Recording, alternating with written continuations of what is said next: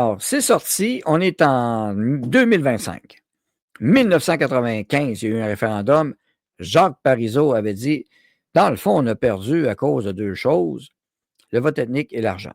Quand il parlait du vote ethnique, il voulait dire aussi l'immigration de masse qu'il y avait eu à l'époque. Soudainement, 55 000 personnes canadiennes à Montréal, entre autres. Tout d'un coup, qui a eu le citoyenneté. Ben, savez-vous quoi? Il avait raison.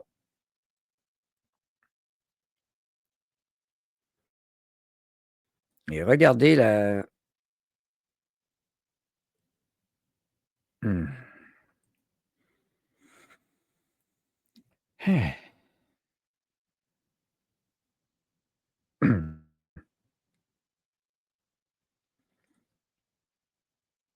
Désolé, on a gelé encore. Bon.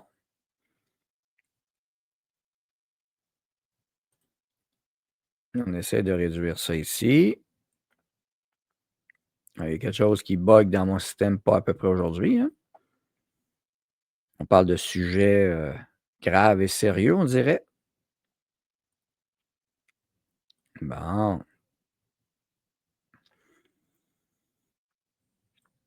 Alors, Jean Chrétien avait donné l'instruction d'accélérer les demandes de citoyenneté avant le référendum de 1995.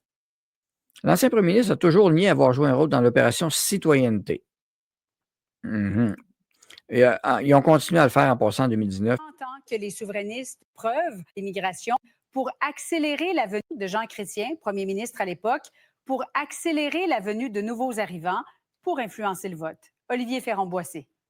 L'opération citoyenneté était déjà soupçonnée. Dans les semaines avant le référendum de 95 et la défaite du camp du oui, le nombre de nouveaux arrivants au Québec dont le statut a été naturalisé a explosé, 440 % plus qu'au mois d'octobre précédent. Bien que le gouvernement de Jean Chrétien ait toujours nié y être pour quelque chose, la vérité sort 30 ans plus tard. Le ministre de l'Immigration de l'époque, Sergio Marchi, révèle au Journal de Montréal que Jean Chrétien a fait accélérer l'émission de certificats de citoyenneté au Québec pour que ces nouveaux arrivants puissent participer au référendum et probablement voter non à la séparation. Je sais que nous avons toujours des arriérés des demandes de citoyenneté, mais faites-on mieux pour les faire avancer parce que le référendum approche et les gens veulent voter, disait Jean Chrétien à son ministre. Clairement, il a encouragé ça, ajoute ce dernier. Les libéraux avouent qu'ils ont instrumentalisé l'immigration lors du scrutin. À Ottawa, le Bloc québécois dénonce les tactiques du gouvernement de l'époque. Les libéraux sont des tricheurs. Si les Québécois tiennent un nouveau référendum, est-ce qu'ils vont encore tricher? Vous voulez qu'on traite votre dossier plus rapidement? Oui? OK, vous allez voter non, n'est-ce pas? Pour remercier le bon gouvernement canadien? Monsieur le Président, c'est exactement ça. Ça se fait que le système d'immigration du Canada fonctionne jamais, sauf quand c'est le temps de nuire au Québec! Le premier ministre tente de rester au-dessus de la mêlée. Le Bloc concentre sur le passé, le gouvernement concentre sur l'avenir. Et pendant que les libéraux à Québec rejettent aussi ces révélations, je ne sais pas si c'est vrai ou non, je ne peux pas vous le dire. Le reste de la classe politique s'en perdu dans indigne. Quel mépris de la démocratie, écrit le ministre de la Culture. La valeur démocratique de ce référendum-là, pour moi, là, elle n'est pas valide. Vous savez que toutes les formations politiques ont voulu mettre la main sur le rapport Grenier, de la part du directeur général des élections, qui nous apprendrait qu'est-ce qui s'est véritablement passé dans cette fraude organisée du référendum de 95. Au moment d'enregistrer ce reportage, l'entourage de Jean Chrétien n'avait toujours pas donné suite à nos demandes de commentaires. Olivier Ferrand-Boissé, TVA Nouvelle, Ottawa. Donc, ce n'est plus une théorie du complot. Là, vu que ça sort, si TVA No, il l'a dit maintenant, alors on l'avait dit. Référendum, des résultats qui pourraient être contestés, ben oui. Puis Mario Dumont était impliqué là-dedans à l'époque. De l'époque, un aveu renversant.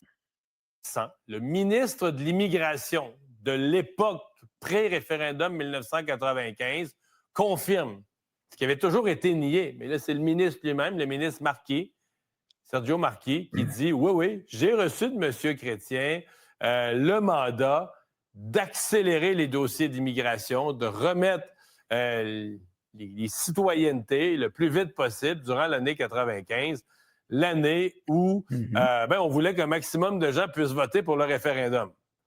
Daniel Turp, président de l'Institut de recherche sur l'autodétermination des peuples et des indépendances nationales, ancien député du Bloc, qui était avec nous. Bonjour, M. Turp. Bonjour, M. Dumont. C'est intéressant. C'est tout un aveu. En effet. Puis on se demande pourquoi aussi. Et maintenant, peut-être parce qu'on vient de souligner les 30 ans du référendum. En fait, ça sort parce que ça doit sortir avant qu'il y ait un autre référendum, ce qui, de toute façon, serait un échec. Ouais. Alors, ouais. On continue. C'est intéressant. Et quelqu'un voulait faire sortir un peu de vérité, là, et confirmer des choses que même votre collègue Chantal Hébert avait fait savoir dès 1996 qu'il y avait eu cette opération citoyenneté. Alors donc... Oui, parce que ça avait un nom, là, l'opération citoyenneté. Les chiffres, on n'avait jamais eu l'aveu du ministre. Les chiffres étaient quand même énormes parce qu'on se rendrait compte que dans les quelques mois avant, on était à 200, 300, 400, jusqu'à 440 % en haut de ce qu'on pourrait appeler un mois régulier. Si tu retournais 2 ans avant dans un mois ordinaire en milieu d'année, tu étais à 400 quelques % de plus. On dit que les fonctionnaires travaillaient le soir, faisaient du temps supplémentaire pour sortir des dossiers de citoyenneté, accorder la citoyenneté à des gens. Pour vous, il n'y a jamais eu de doute que c'était pour on fabriquait des voteurs?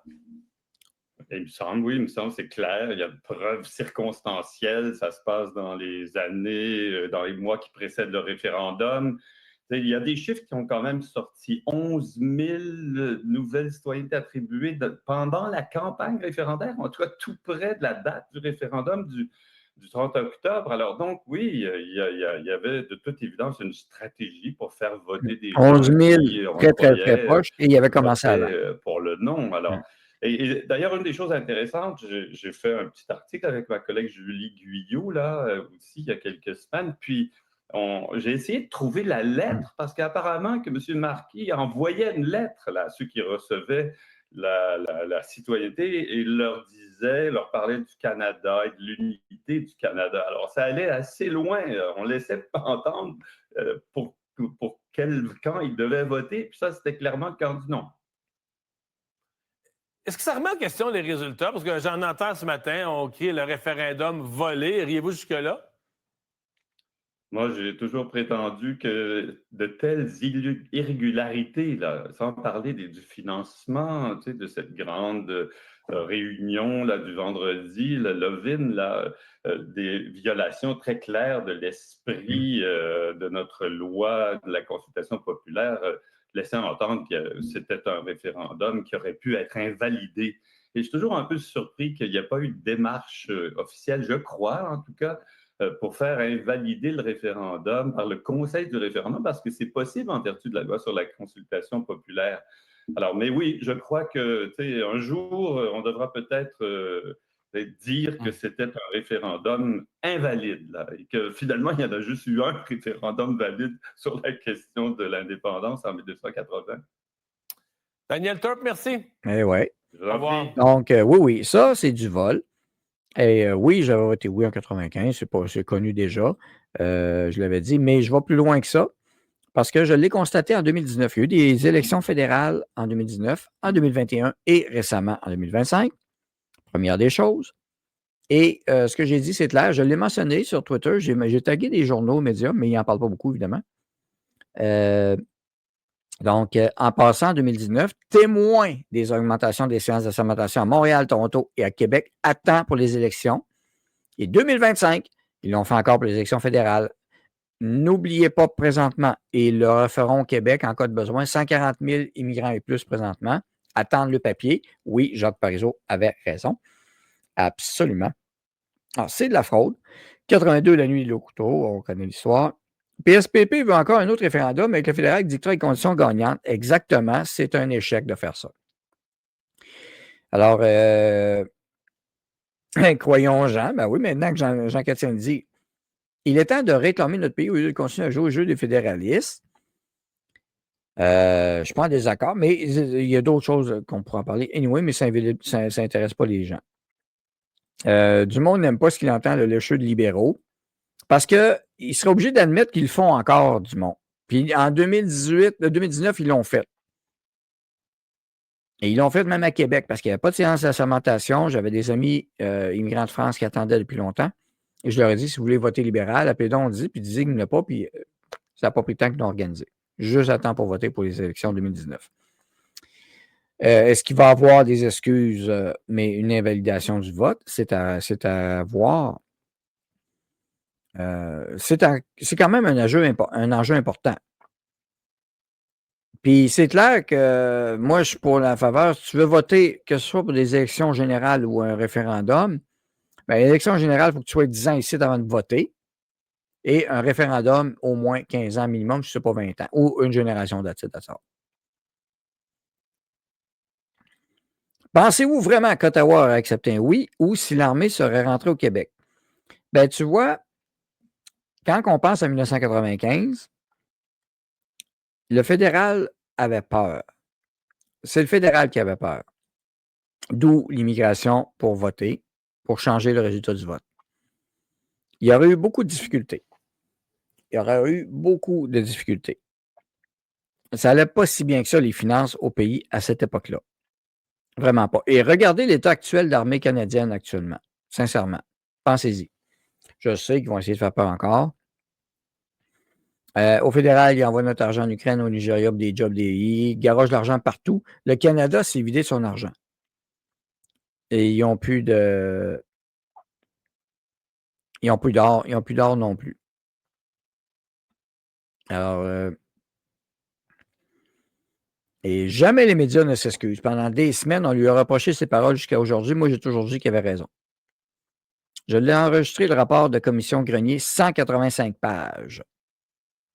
Alors, Dumont était lâche. Il a avoué qu'il était content de ne pas avoir été aux côtés de Parizeau lors de cette déclaration. Le vote ethnique et l'argent. Il avait raison, Parizeau. Il avait raison.